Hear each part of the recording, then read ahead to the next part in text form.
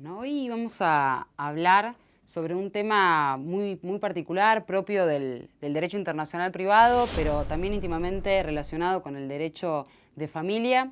que es la restitución internacional de menores o restitución internacional de niños.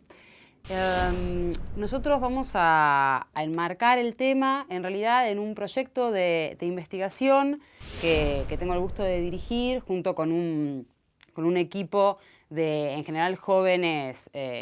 investigadores. En la presentación de hoy me va a acompañar el profesor Rodrigo Laje, pero también el equipo está formado por Leandro Baltar, Rocío Álvarez de Elías, Susana Leal, Mariana Antón Pérez, Viviana Verón y Leandro Díaz. Incluso algunos de ellos son becarios de investigación, y además hemos contado con la colaboración de un grupo interesante de estudiantes de la carrera que han colaborado en algunas tareas de búsqueda de materiales y fichaje y demás. Nuestro proyecto en realidad encara algunas cuestiones particulares del tema de la restitución internacional de menores. Concretamente, todo aquello vinculado al procedimiento. Nosotros sabemos que el tema está regulado por distintos convenios internacionales. En realidad, en sí, la restitución internacional de menores es un mecanismo de cooperación recíproca entre Estados. ¿Para qué? Para el inmediato retorno de un niño que fue sustraído del lugar de su residencia habitual o bien que fue retenido en forma ilícita fuera del lugar de su residencia habitual. ¿Por quién? Normalmente por uno de sus progenitores, ¿sí? ¿Y por qué se crea este mecanismo? Porque esa conducta, de alguna manera, una conducta, digamos, perversa, una conducta que está íntimamente vinculada normalmente con una crisis matrimonial o en una crisis de pareja y que, en definitiva, lamentablemente, implica una conducta altamente perjudicial para los propios niños,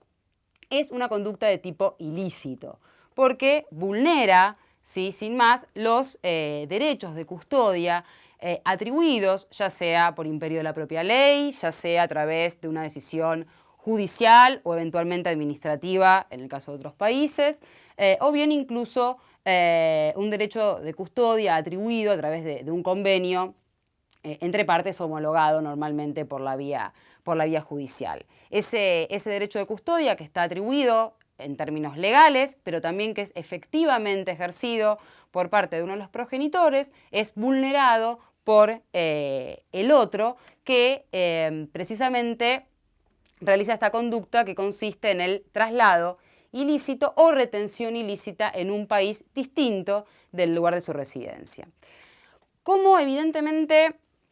se va a requerir para el retorno del niño al lugar donde tenía su centro de vida, su residencia habitual, de la cooperación de los estados, básicamente de dos estados, del estado donde el niño tenía residencia habitual, que vamos a hablar del estado requirente, pero también del estado que podemos llamar estado requerido, que es donde el niño se encuentra físicamente, donde ha sido trasladado y está siendo retenido de modo ilegítimo o de modo ilícito. Por ende, la mejor vía para que efectivamente esta problemática pueda ser cubierta en términos legislativos es a través de convenios que sean firmados, ratificados por estados. Desde ya, cuanto más estados sean los que se comprometan en luchar contra este tipo de conductas, mejor va a ser o mayor va a ser el éxito de tales tratados.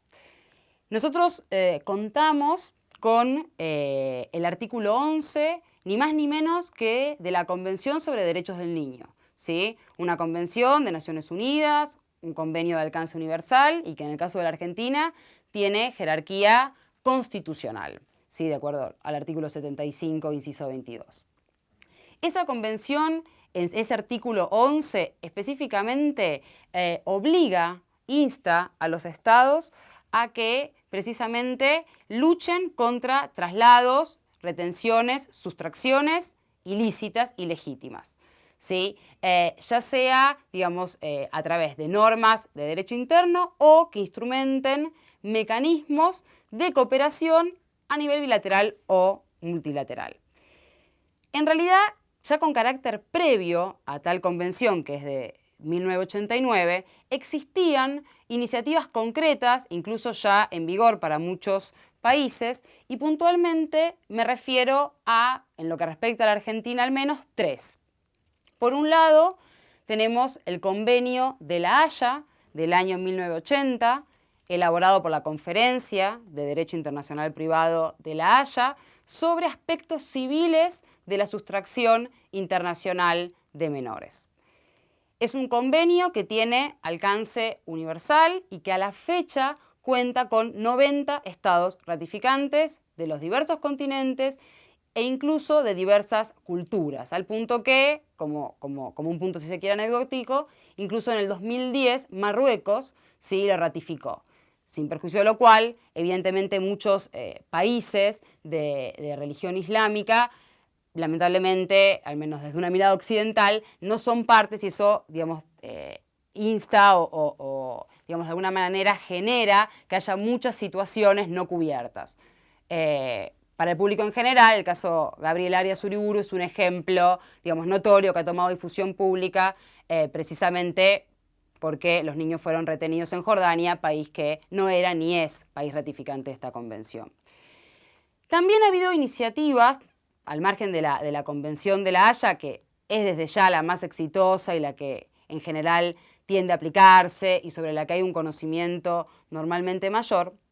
tenemos iniciativas de alcance regional. Por un lado, la Convención Interamericana de Derecho Internacional Privado en materia de restitución internacional de menores, que es del año 1989 y que vincula a la Argentina con otros 13 países del ámbito americano, principalmente latinoamericano. Un convenio que proviene de la iniciativa de la OEA, en este caso. Y por otro lado, la Argentina, en realidad iniciativas de Uruguay, de alguna manera fue precursora en la regulación de este tema a través de un convenio bilateral argentino-uruguayo sobre protección internacional de menores, que si bien tiene un nombre que daría a entender que los temas que podría abordar son mucho más numerosos en materia de niñez, en realidad se centra en una acción concreta para el pedido del retorno, la pronta restitución de un niño al lugar de su residencia habitual. Si bien es cierto que el convenio argentino-uruguayo, dado que los otros dos convenios mencionados también involucran como estados partes, tanto Argentina como Uruguay, prácticamente ha caído en cierto desuso. Sin embargo, hay algunas cuestiones a los fines interpretativos que nuestra jurisprudencia tiende a recurrir a dicho tratado bilateral, como un ejemplo para definir residencia habitual del niño como el centro de vida del menor, digamos, como una cuestión fáctica que no es sinónimo sin más de domicilio, como un término jurídico clásico. Lo cierto es que, y yendo principalmente a los dos primeros convenios, que son muy similares en su contenido, con lo cual no voy a hacer mayores diferencias entre ellos, lo cierto es que desde el artículo primero ponen en claro cuál es la finalidad. Y la finalidad, sin perjuicio también de lo que tiene que ver con la protección y la garantía de los derechos de custodia y de visita, ponen, reitero, en claro, sí, en primer plano, el hecho de tener por fin la restitución inmediata, el retorno inmediato de un niño al lugar de su residencia habitual cuando se dan ciertos requisitos y sin perjuicio de la posibilidad que, si bien ese es el objetivo último, existan casos excepcionales en donde no se alcance o no se pueda alcanzar esa finalidad. Lo cierto es que los convenios en alguna medida están presuponiendo, ¿sí? Presumiendo que efectivamente el interés superior del niño, el interés superior del menor, está en el retorno inmediato al lugar donde tenía su residencia. Claro que ese interés superior del niño en algunos casos, con ese retorno puede ser contrariado y por ende los propios convenios se hacen cargos de motivos excepcionales. Sintéticamente, van a operar estos convenios cuando estemos en presencia de un caso en donde el lugar de residencia habitual del niño estaba en un estado parte, ha sido trasladado y o retenido en un estado distinto, también parte de los convenios, pero distinto al lugar donde tenía su residencia habitual. Y ese traslado o retención lo vamos a poder calificar como ilícito. ¿En qué sentido? De alguna manera lo adelantábamos. Cuando está vulnerando, violando un derecho de custodia legalmente atribuido y que al momento de producirse ese traslado o retención era ejercido en forma efectiva. O sea, no nos quedamos, o los convenios no se quedan con, digamos, la cuestión jurídica, sino también en los hechos que efectivamente ese derecho que una ley, que un convenio, que un juez atribuyó, sea efectivamente ejercido. En estos supuestos, y sin perjuicio de que no hay que buscar o poner como sinónimos derecho de custodia con lo que derechos como el nuestro denominan derecho de tenencia o de guarda, ¿sí? Sino que en realidad, cuando hablamos de derecho de custodia, necesariamente ese derecho de custodia, si se tiene en forma exclusiva, implica la posibilidad de trasladar al niño de un país hacia otro y de fijar una residencia habitual. Si en la legislación del lugar de residencia habitual del niño, cuando uno habla en términos genéricos de derecho de custodia, esa facultad no está incluida, en realidad hay que diferenciar y por ende, si como se trata de la legislación argentina sustancial, el Código Civil argentino, claramente indica que, más allá que la tenencia en algunos supuestos, donde los padres están separados por diversos motivos, ¿sí? Exista, digamos, uno tenga a su cargo el derecho de tenencia, mientras que el otro ejercerá el derecho de visitas, lo cierto que ese derecho de tenencia no es el derecho de custodia entendido en esos términos, porque, de acuerdo al derecho argentino, se requiere necesariamente para algunas cuestiones muy significativas el consentimiento de ambos progenitores. Una es, ni más ni menos, que el hecho de viajar hacia el exterior. Se presupone, y esto la jurisprudencia ha tenido, digamos, algunas discordancias, pero la jurisprudencia de la Corte Suprema de Justicia de la Nación en general ha marcado una línea clara y ha indicado que precisamente si para viajar se requiere consentimiento, para fijar una nueva residencia también desde ya se va a requerir, y el mero consentimiento para salir del país por un tiempo determinado no permite, no faculta al otro progenitor a abusar, ¿sí?, de ese consentimiento, abusar de esa autorización y fijar un nuevo lugar de residencia que no había sido consentido, que no había sido convenido, ni para el cual hay una autorización obviamente judicial. Ahora bien, cuando se dan estos requisitos, requisitos de procedencia, evidentemente se pueden también presentar algunas excepciones. Excepciones que van a ser, obviamente, valoradas judicialmente. Estas excepciones tienen que ver, básicamente, desde ya, cuando algún requisito de procedencia no se da, por ejemplo, que no haya un ejercicio efectivo, que se pueda comprobar que no había un ejercicio efectivo del derecho de custodia al momento del traslado o retención, por un lado. Por otro lado, cuando ocasione o pudiera ocasionar el retorno del niño un grave riesgo para su salud física, psíquica o incluso exponerlo a una situación intolerable. O bien cuando el niño ha alcanzado cierto grado de madurez y se opone, si en forma fehaciente y vehemente, a ser restituido. Cuando se pudiera comprobar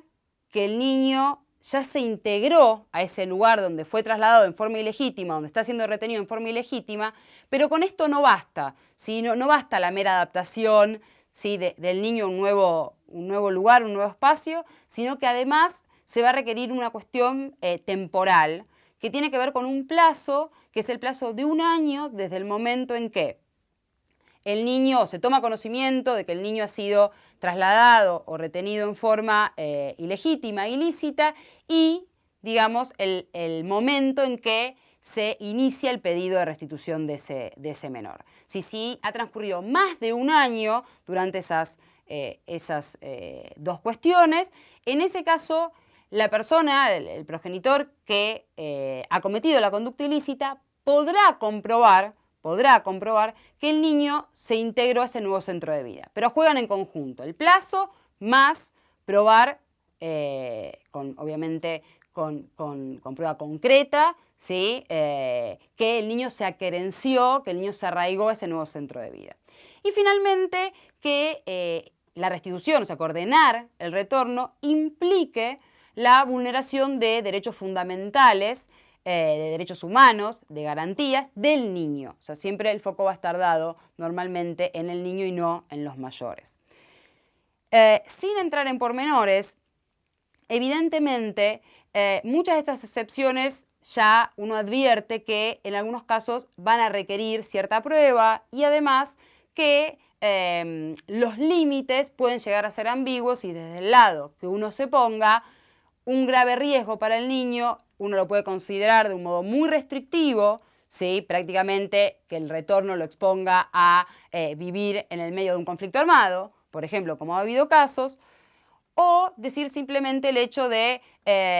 justificar, hay un grave riesgo porque el niño se encuentra mejor conmigo, que soy la mamá, y no con el papá. ¿Sí? O sea, entre esas dos cuestiones o entre esos dos ejemplos hay muchísimos en donde, por ejemplo, se alega ni más ni menos que cuestiones de abuso, abuso sexual, ¿sí? Explotación en general, violencia doméstica, violencia familiar y los casos obviamente que ya de por sí son complejos, aún las dificultades son mayores para poder desentrañar cuál es el interés superior del niño. El retorno, la finalidad, cumplir con la finalidad del convenio o en realidad estar una excepción. Lo cierto es que para llevar a cabo y para que se puedan valorar y evaluar los requisitos de procedencia y también las excepciones, va a haber un procedimiento. Ese procedimiento, en términos muy precarios, si se quieren, apenas delineados, están en las convenciones que mencionamos. Básicamente,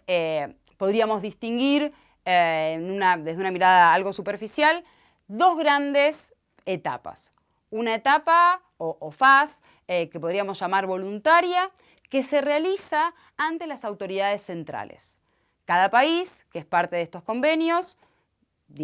menciono el de La Haya y el interamericano, deben designar una autoridad que vaya a ser la que coopere y que establezca los vínculos y los lazos para que efectivamente haya una colaboración interestatal en estos casos. En el caso de la República Argentina, la autoridad central es nuestro Ministerio de Relaciones Exteriores, ¿sí? Es Cancillería. Esa fase voluntaria ante la cual se inicia el pedido ante, precisamente, en el caso de Argentina, la Cancillería,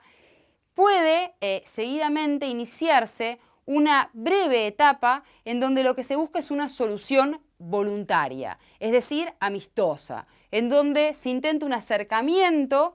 en algunos países incluso utilizando mecanismos de mediación internacional, se inste a los padres para que busquen una solución y que el caso no termine siendo judicializado y no se demoren, obviamente, los tiempos que el hecho ya de instar a la justicia necesariamente van a demorar en algo estos tiempos que en realidad deberían ser muy ágiles. Lo cierto es que esta etapa, como el nombre lo dice, es voluntaria porque no es obligatoria, ¿sí? Es decir, a veces se sabe que una solución de este tenor, amistosa, es imposible y se puede recurrir directamente a través o a la instancia judicial, con la colaboración de la autoridad central o directamente la parte, digamos, el padre que ha visto vulnerado su derecho de custodia puede iniciar el procedimiento ante la justicia. Y aquí el juez se va a encontrar con un caso en donde tendría, según los términos de la Convención de La Haya, resolver en 6 semanas el caso, en donde en 6 semanas debería advertir si están los requisitos de procedencia, debería dar el debido traslado, cumplir con las garantías del debido proceso, que más allá de lo abreviado que pueda ser, desde ya que tienen que estar presentes. Eventualmente, en el caso que hay oposición de excepciones, como suele haber, deberá tenerlas en cuenta, se deberá abrir una etapa probatoria. 6 semalas, que incluso en los términos de la Convención Interamericana son plazos hasta aún más abreviados, en donde se habla de 48 horas para la presentación de ciertas oposiciones y demás, y si uno hace la valoración completa de los plazos en la Convención Interamericana, tienden a ser inferiores a las 6 semanas. Lo cierto es que no se cumplen, o sea que los estados tienden a no cumplirlos y que por caso, nosotros nos hemos abocado más al caso de la República Argentina, no lo cumple y no lo cumple en algunos casos porque penosamente se confunde lo que es un procedimiento de restitución con algo que los propios convenios, de lo que los propios convenios se desligan, que es de lo que vamos a llamar la cuestión de fondo, que es lo que vamos a hablar de quién tiene la tenencia, quién tiene el derecho de visita, con qué alcance, si queremos pedir una modificación. Esas cuestiones las va a resolver el juez del lugar donde el niño tiene su residencia habitual y se va a entrar en un procedimiento ordinario en donde se va a requerir, digamos, un tiempo que excede en mucho necesariamente ese procedimiento, esas pautas para un procedimiento muy abreviado que simplemente indican este niño ha sido sustraído del lugar donde tenía su centro de vida, donde tenía sus afectos, donde iba a un colegio, donde realizaba determinadas hobbies, salidas, etcétera, a un país que le resulta extraño. ¿Sí? Y esto para evitar, digamos, un nuevo desarraigo posterior, lo más pronto posible que se vuelva al lugar de donde tenía esta residencia es la finalidad última, como decíamos al principio de estas convenciones.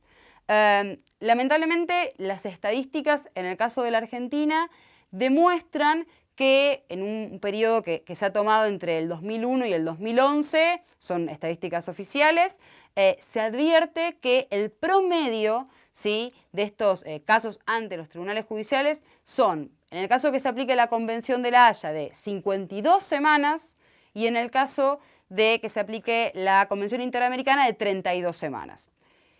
Sin perjuicio de que de 6 semanas a 52 o 32 hay una diferencia importante, lo cierto es que hay casos, o sea, en ese promedio están mezclados, en donde se cumple casi con el tiempo pautado por los convenios, pero otros en donde pasan 2, 3, 4 y hasta 5 años, en donde normalmente la última instancia judicial en la Argentina, que es la Corte Suprema, decide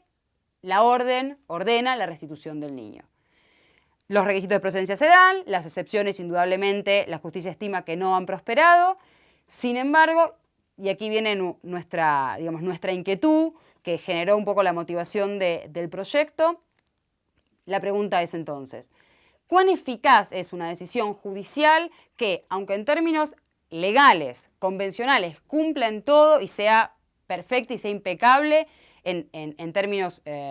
legales, ¿sí?, en realidad, en términos de justicia y de eficacia, nos encontramos con un niño que debe ser restituido y que ha estado en nuestro país 3, 4, 5 años, niños generalmente de muy corta edad, en donde todos sus recuerdos pasaron a estar en nuestro país. Y ahora, luego de esa ilegítima conducta de uno de los progenitores, estamos, digamos, nuevamente desarraigándolo. Y aquí nos hemos encontrado con que no somos los primeros ni seremos los últimos que se han ocupado de, digamos, indudablemente, focalizar en las cuestiones procedimentales o procesales. Precisamente en el 2007, digamos, entre la Conferencia de La Haya de Derecho Internacional Privado y el Instituto Interamericano del Niño,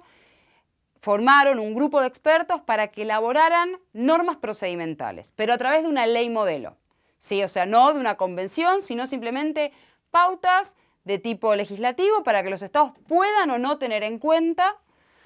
Hay países como Uruguay que ya lo han tenido en cuenta y que han legislado en ese sentido, mientras que otros países con antelación, incluso ese año, como Panamá, Chile, Suiza,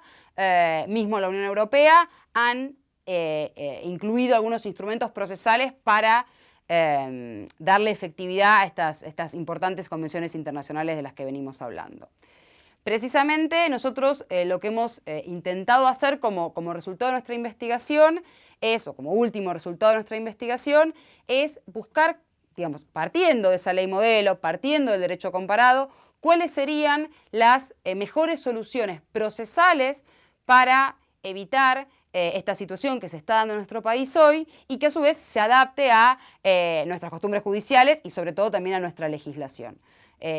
Por eso, digamos, ahora le voy a dar la palabra a Rodrigo Laje, que precisamente se va a ocupar de hacer una comparación y básicamente de analizar cuáles son las normas que hemos de alguna manera proyectado. Bueno, continuando con la exposición y el desarrollo del tema que nos convoca, reiteramos, o me interesa reiterar, previo al análisis en detalle de lo que es la ley modelo y nuestro proyecto de ley, destacar la importancia en este mundo globalizado en el que vivimos de la cooperación o del auxilio y cooperación y colaboración entre Estados. Es vital y en este caso, en el caso de la restitución de menores, es fundamental a los fines del logro de los fines y de los objetivos que los convenios se proponen. Como previamente ya hemos señalado, se destaca un rol protagónico de las autoridades centrales, estos organismos que cada Estado al momento de ratificar los convenios respectivos está obligado a designar para cumplir con los deberes que emergen de los convenios o de los distintos convenios, instrucciones que deben seguirse para poder lograr el cumplimiento de los objetivos, es decir, la restitución inmediata de los niños que han sido sustraídos o retenidos de manera ilícita. Sin embargo, no es resorte exclusivo de estas autoridades centrales, de las autoridades o estos entes que revestirían cierto carácter administrativo, sino también de las autoridades judiciales, que en definitiva van a intervenir en aquellos casos en donde no se logre esa restitución o la restitución voluntaria por intermedio, por actuación de las autoridades centrales. Con lo cual tenemos un sistema mixto, de alguna manera, que exige esta cooperación. Y lo cierto es que hay distintos factores, muchos quizás, múltiples factores que hemos, a partir de nuestro trabajo, del proyecto, hemos podido visualizar que obstaculizan contextos o prácticas que obstaculizan esa cooperación. Sin ser exhaustivos y a modo de ejemplo podemos citar la falta de capacidad o de capacitación quizás del personal que interviene, del personal que está a cargo de estos organismos, de estos entes, falta de capacitación desde lo profesional o especialización exclusivamente en la temática, la falta de recursos, y la falta de recursos desde el punto de vista tecnológico, ¿sí? Recursos tecnológicos que pueden facilitar, ¿sí? Otro de los de caminos o uno de los ejes claves de la cooperación, que es la comunicación. Una comunicación directa, una comunicación ágil entre las distintas autoridades es fundamental y es vital a efectos de poder lograr los fines del convenio. Comunicación sea que se dé entre un Estado, entre autoridades centrales de un Estado o mismo entre los distintos jueces que pueden intervenir, comunicaciones, lo que se denominan o se han denominado las comunicaciones judiciales directas, que gracias, de alguna manera, han tenido un avance en cuanto a su difusión e instrumentación en los últimos años. Otro de los factores que también obstaculiza es la falta o desconocimiento, mejor dicho, de los distintos sistemas de información disponible que existen, ya sean bases de datos con distintas informaciones de índole estadística o guías de buenas prácticas que eventualmente los distintos organismos en donde se han gestado los convenios han puesto a disposición de los distintos operadores jurídicos, y que son recursos muy valiosos que muchas veces se desconoce su existencia directamente y están disponibles fácilmente a través de los sitios web oficiales de los distintos organismos, sea de la Conferencia de la Haya o de la Organización de Estados Americanos, específicamente el Instituto Interamericano del Niño, con aportes de doctrina incluso, o sea, un material valioso que muchas veces se desconoce por todo el cúmulo de operadores que intervienen, ¿sí? No solo las autoridades, los jueces, sino también los abogados. Y ese material incluso es de pública difusión y hasta cualquiera puede tener acceso a ellos. Finalmente, quizás otro de los factores que obstaculizan es la carencia de fueros especializados, ¿sí? en materia o para entender en estos casos de restitución de menores o en los casos directamente, en el caso de la República Argentina, la carencia de un fuero especializado en el derecho internacional privado, de derecho internacional privado, que es el ámbito en donde esta cuestión o esta problemática la estamos abordando. Y finalmente, la carencia de autonomía legislativa desde el punto de vista procedimental, es decir, las convenciones, los marcos convencionales, ya sea el de la Haya o el interamericano, establecen normas de procedimiento, pero no cubren la totalidad de los procedimientos y han dejado vacíos ex professo para que los distintos estados puedan adecuar a través del dictado de disposiciones internas locales sus legislaciones a esos procedimientos de la manera que sea más afín al sistema procesal local. Esta carencia de autonomía, esta carencia, digamos, de legislación desde el punto de vista procesal ha sido advertida en el año 2007 en el marco de un programa, en el programa para prevenir y reparar casos de sustracción internacional de menores por uno de los padres, en el ámbito del Instituto Interamericano del Niño. En dicho escenario se ha destacado la necesidad de alguna manera integrar los aspectos prácticos y de operatoria procesal para, digamos, que repercuta en la celeridad del procedimiento, que es algo que es fundamental, como ya hemos anticipado. Finalmente, decía, en el año 2007 se ha llevado a cabo la ley modelo, esto que fue propuesto en el ámbito del seno, como ya hemos también mencionado, de la Conferencia de la Haya y de la Organización de Estados Americanos. La elaboración de la ley modelo se culminó en el año 2007 y se ha presentado con la intención de que fuera adoptada por los distintos estados. Del preámbulo de esta ley modelo, que es la que tomamos como base y conjuntamente con otra legislación comparada para elaborar nuestro proyecto de ley, surge claramente cuáles son los fines que deben contener las normas procesales o este tipo de normativa procesal para adecuar los procedimientos internos. El preámbulo concretamente dice lo siguiente: con la finalidad de garantizar la restitución inmediata de los niños trasladados o retenidos de manera ilícita y de velar porque los derechos de custodia y de visita vigentes en un Estado se respeten en el Estado nacional, se ajustarán las normas procesales internas según el siguiente proyecto. O sea, la idea es adecuar la normativa procesal interna a los preceptos, a los estándares mínimos que el proyecto contiene.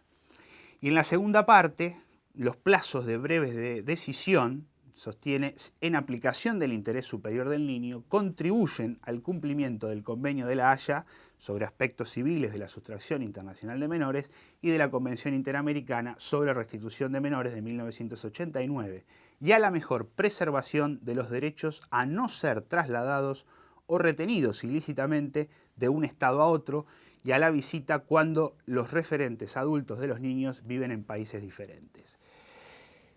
De este preámbulo surge claramente una idea cardinal para lo que va a ser nuestro proyecto. Por un lado, el criterio de considerar los plazos breves y la celeridad del procedimiento el ámbito donde se concreta el interés superior del niño, ¿no? El interés superior del niño, que es el norte que siguen estas convenciones, desde luego, se logra con la restitución inmediata, en el caso de traslado.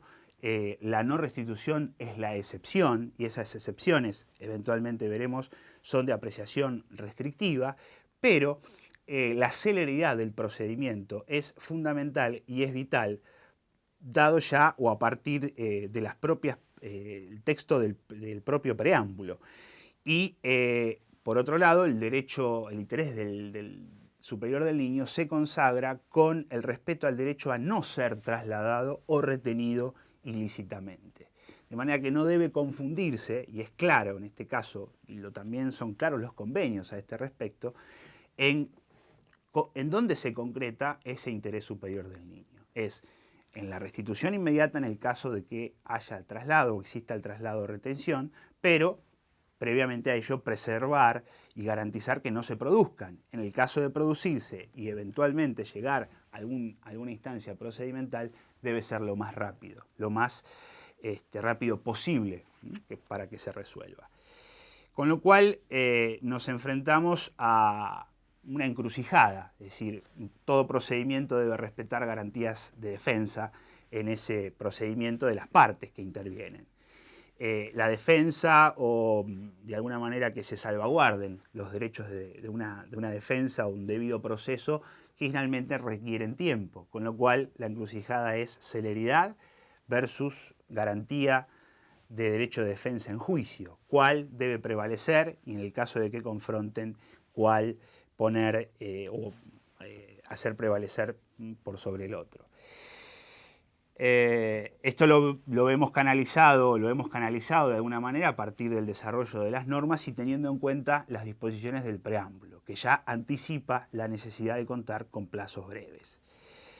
Y por otro lado, previo a ingresar ya en detalle en el análisis, queríamos destacar que el proyecto, o sea, la ley modelo, contiene distintos apartados o distintas normas, reproducción del texto de los dos convenios, de la Convención de La Haya y de la Convención Interamericana. Con lo cual nos hemos preguntado si eso realmente significaba o era viable mantenerlo o si por el contrario era conveniente hacer remisiones directas a los convenios. Y por dos razones decidimos esto último. Es decir, lo conveniente no es reproducir quizás determinadas calificaciones que los convenios ya contienen,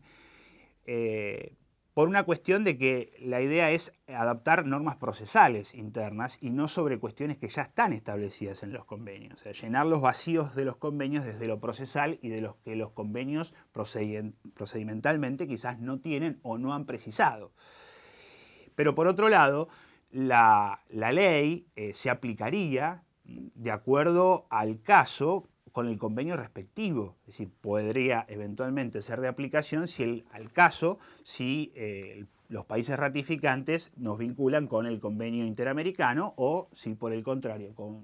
corresponde la aplicación del convenio de La Haya, será de aplicación el convenio de La Haya. Con lo cual una reproducción que, si bien como antes habíamos anticipado los textos son muy similares, no son idénticos. De manera tal que reproducir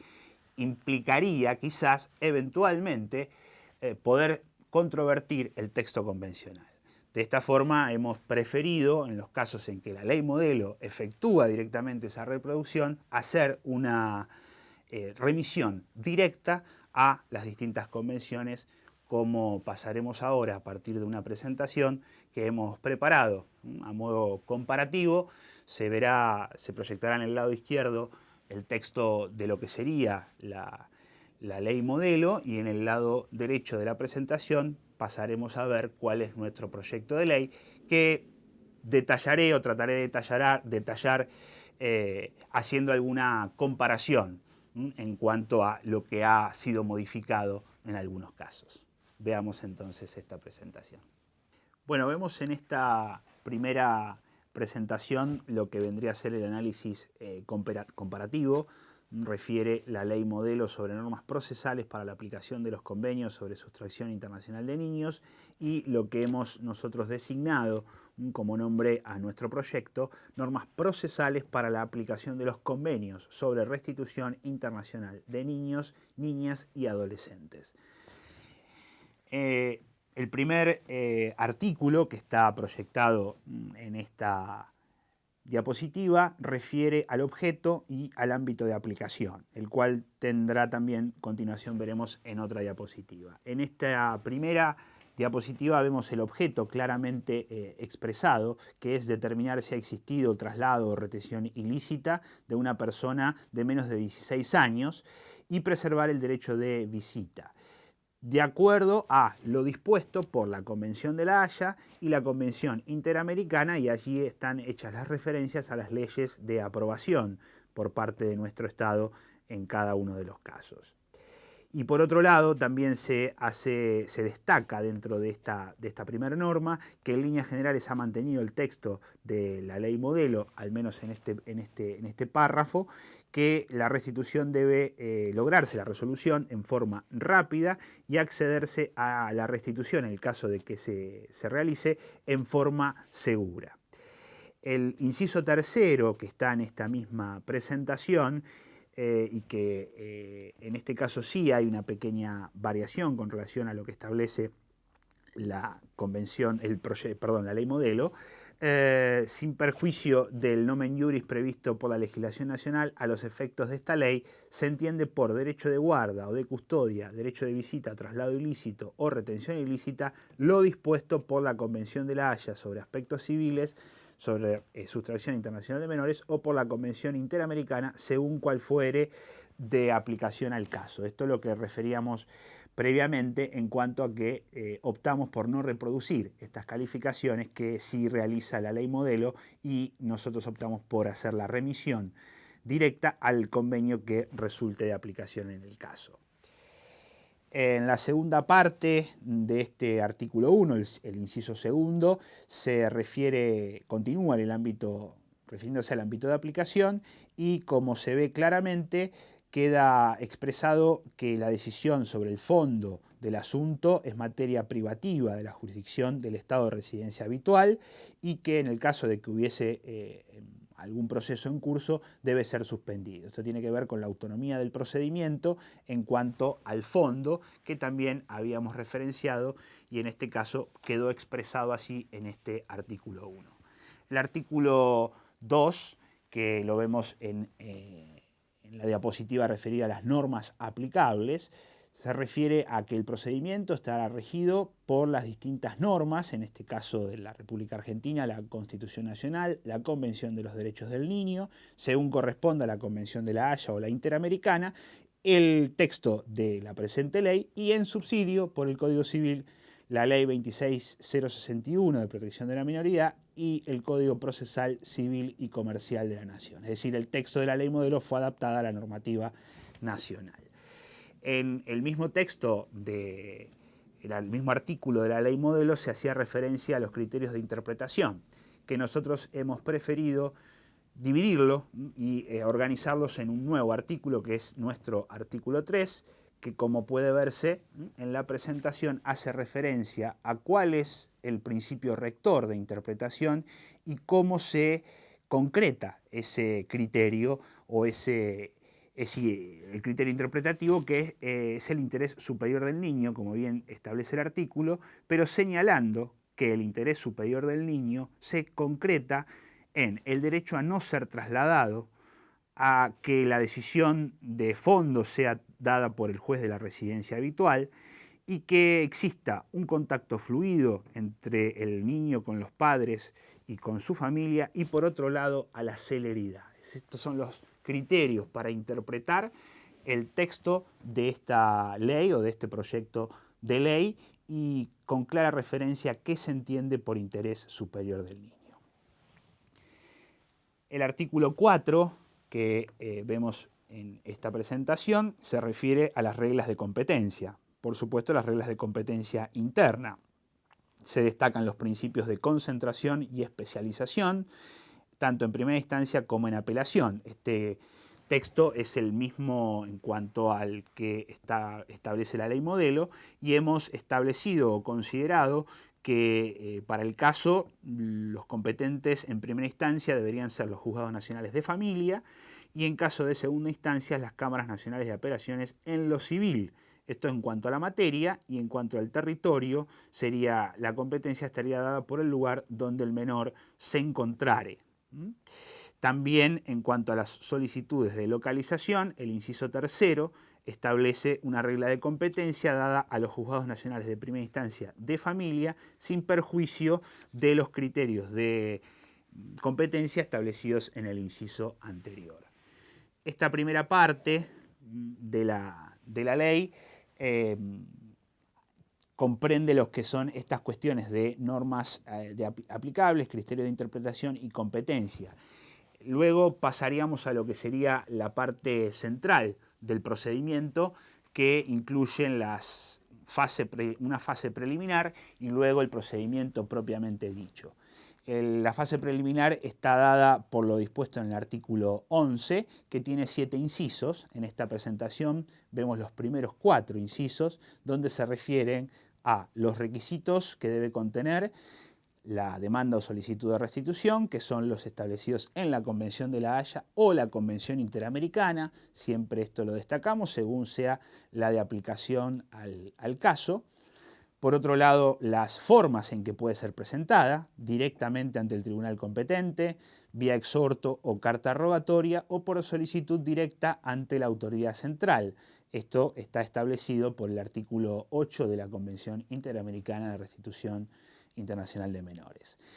El tercer inciso hace referencia a ciertas medidas que tomará el juez, medidas para la protección y localización y protección de la persona de menos de 16 años, y acá se han incorporado algunas menciones, como pueden ser, que la ley modelo no las contemplaba y nos pareció oportuno hacerlo, el cierre de fronteras, la retención de documentación de viaje de la persona y de quien presuntamente la ha sustraído, tal como lo han hecho otras legislaciones, como el caso de Uruguay, ¿no? Y por último, verificar la localización. Existe un deber de comunicar de inmediato al Estado requirente por intermedio de la autoridad central. Continúa el desarrollo de esta fase preliminar en el mismo artículo 11 y los siguientes incisos los vemos en esta presentación, donde el artículo 5, el inciso 5 hace referencia a que la autoridad central actuará de una manera inicial de conseguir una restitución voluntaria, y de no procederse o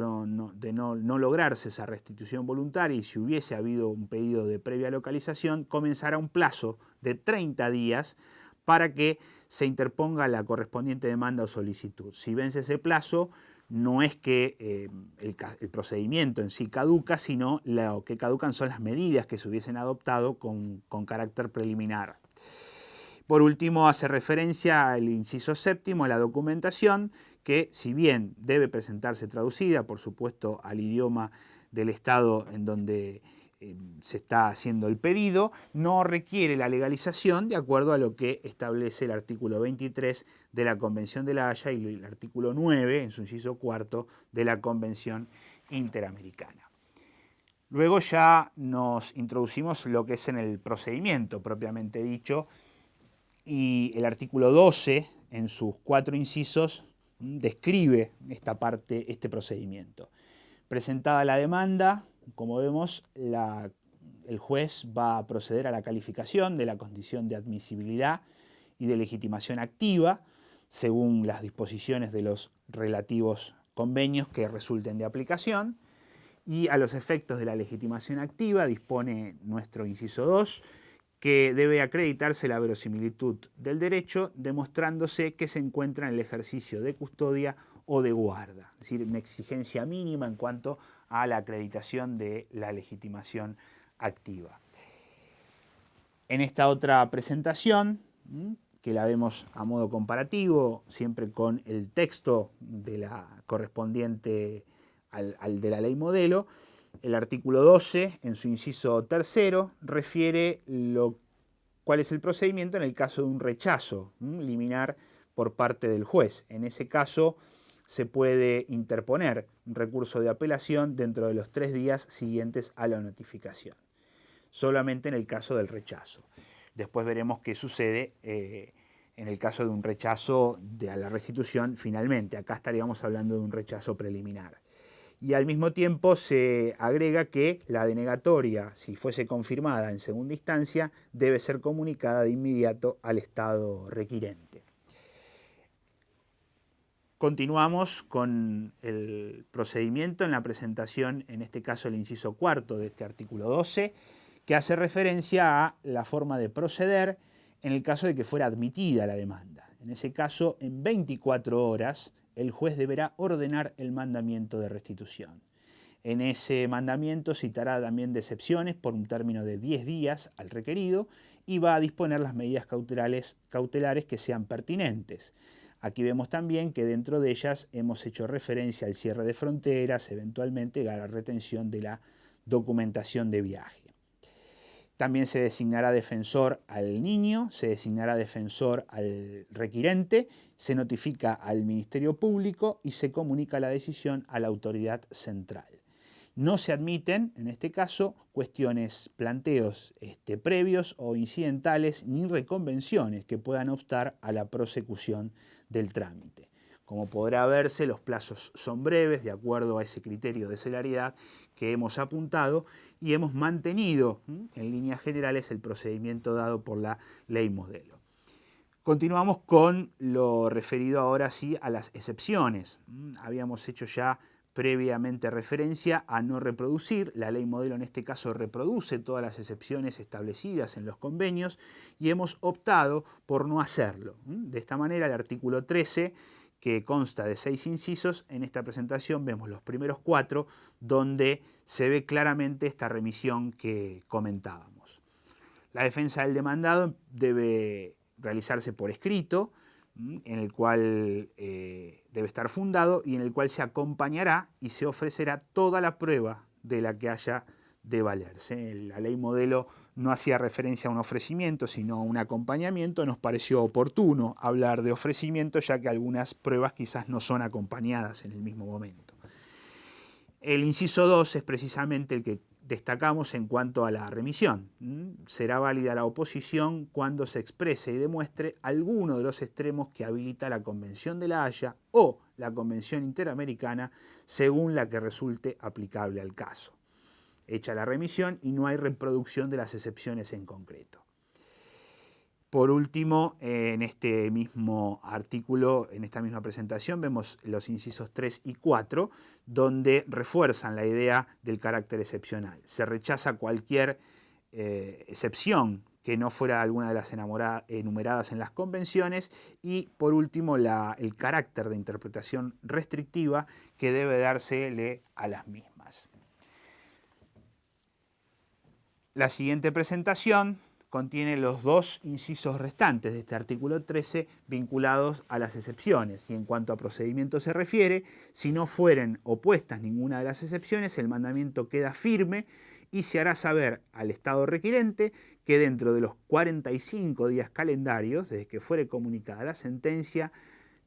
no adoptara las medidas necesarias, va a quedar sin efecto la restitución ordenada y las providencias adoptadas. De esta manera se intenta perseguir celeridad, ya sea en el requirente o en el Estado requerido, para que se adopten las medidas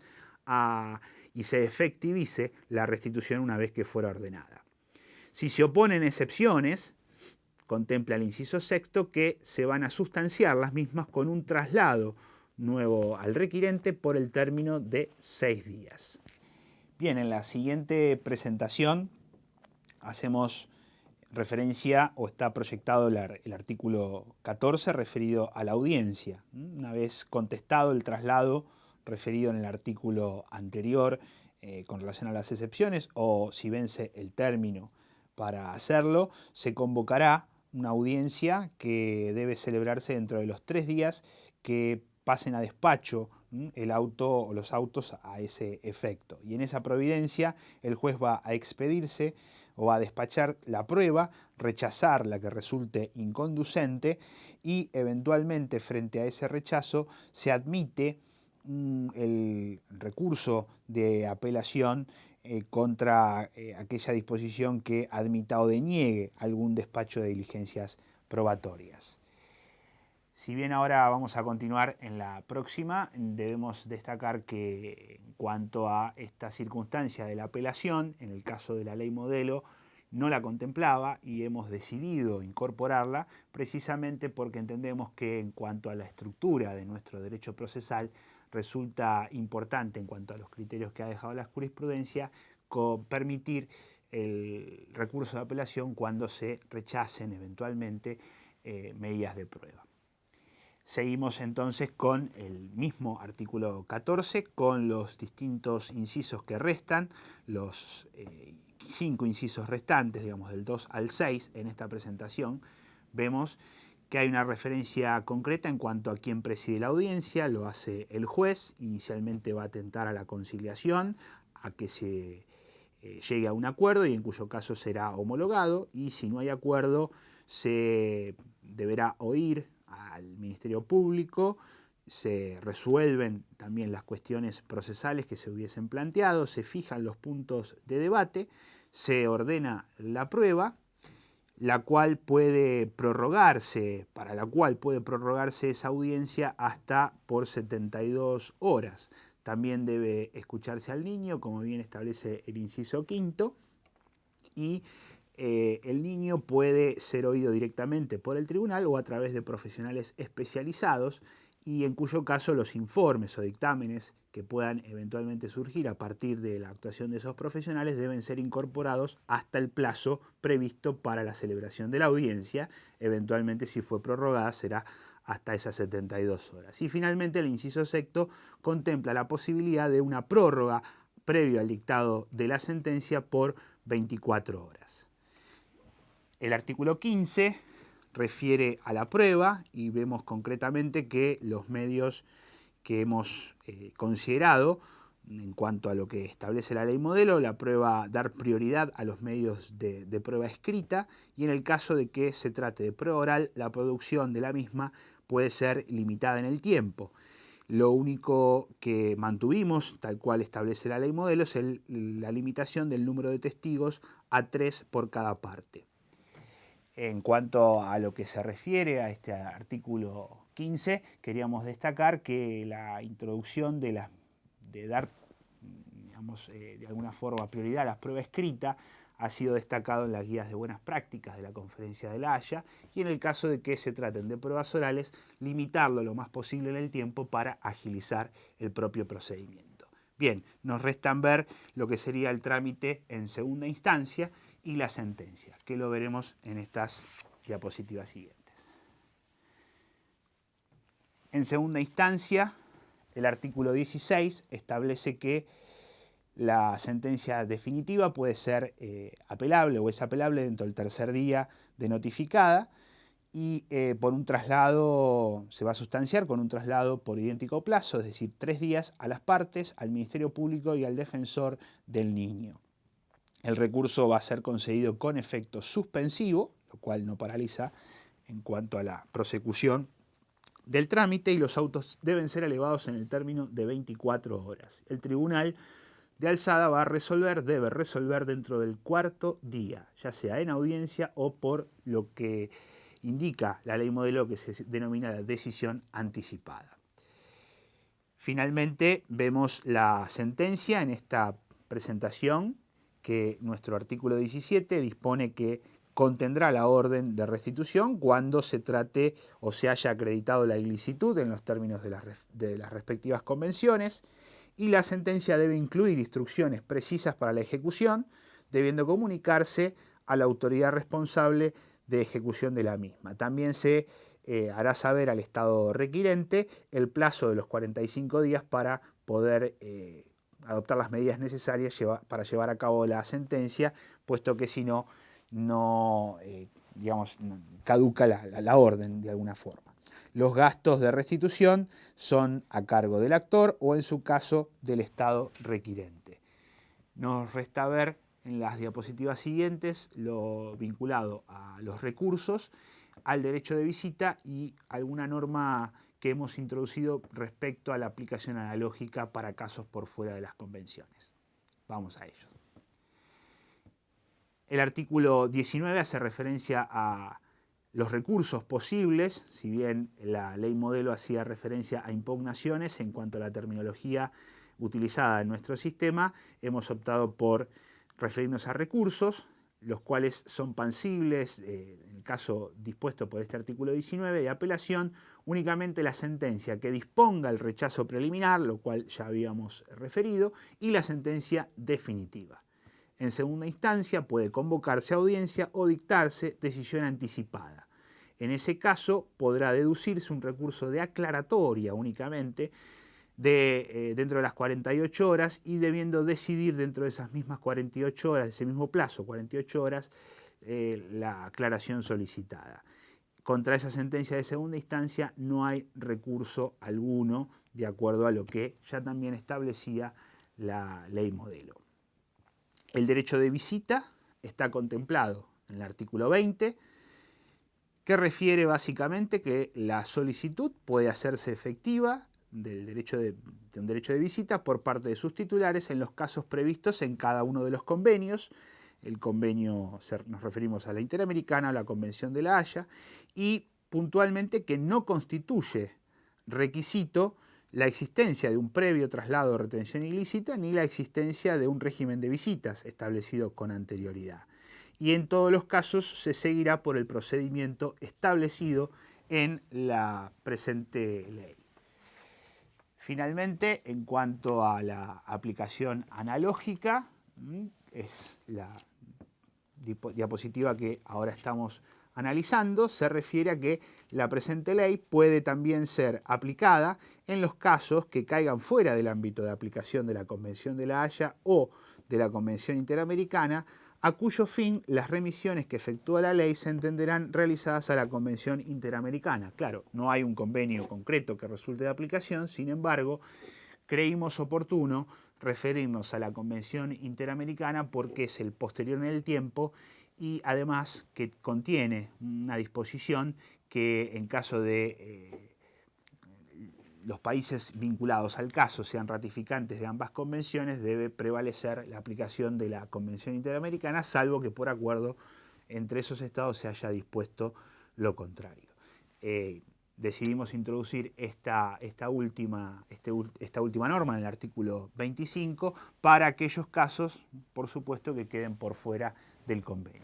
Finalmente, en esta última presentación que estamos viendo, hay un esquema comparativo de aquellos artículos que no han sido analizados concretamente, pero a modo ilustrativo de cuáles son los temas, las temáticas que esas disposiciones tratan. Finalmente queríamos agradecer a la Secretaría de Investigación de la Facultad de Derecho por este tipo de iniciativas que permiten transferir muchos de los resultados a los que nosotros arribamos a través de nuestros proyectos y más que nada en el tema que nos ha ocupado es algo que, digamos, ponemos de relieve y que de hecho, digamos, desde la Autoridad Central Argentina hasta la propia Conferencia de la Haya siempre han instado este tipo de iniciativas, que es la de difundir precisamente y poner en conocimiento estos casos, cuáles son las posibilidades de solución y de alguna manera siempre el mejor conocimiento de una problemática entendemos que va a generar mejores soluciones, ¿sí? Para ni más ni menos que la búsqueda de esta protección o esta garantía que está íntimamente emparentada con el interés superior del niño y su protección en última instancia. Muchas gracias.